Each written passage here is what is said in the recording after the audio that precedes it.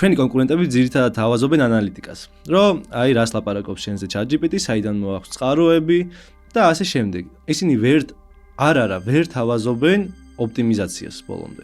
ჩვენ ან ყველაზე დიდი კომპანიებს რო გადახედავთ AI ოპტიმიზაციის სფეროში, მარტო არის ანალიტიკა, მაგრამ ვერ გეუბნებიან რა უნდა შეცვალო ზუსტად, როგორ უნდა გადაასტრუქტურიზირო შენი ვებსაიტი, რა ინფორმაცია უნდა დადო, სად უნდა დადო, ამას ზუსტად ვერ გეუბნებიან. ჩვენ ამას ვაკეთებთ.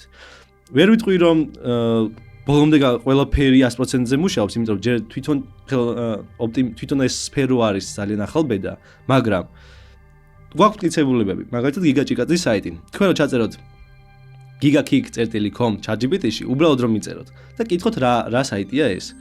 ზუსტად გეტყვით, რა დანიშნულება აქვს ამ ბიზნესს, ვისთვის არის გამიზნული, რა სერვისებს თავაზობს და იმასაც ისიც შეიძლება დაგიყოლოთ, რომ მოდი ჩაეწერე გაცნობით შეხვედრაზე.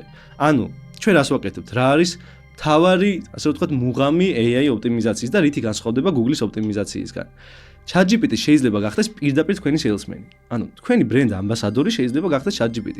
ეს არის სასწაული. ადამიანი როცა ერთხელ მაინც მიწერს თქვენს კომპანიაზე, ChatGPT-ს თუ სწორად გააკეთეთ AI ოპტიმიზაცია, მაგალითად როგორც DeepFrank-ი აკეთებს ისე.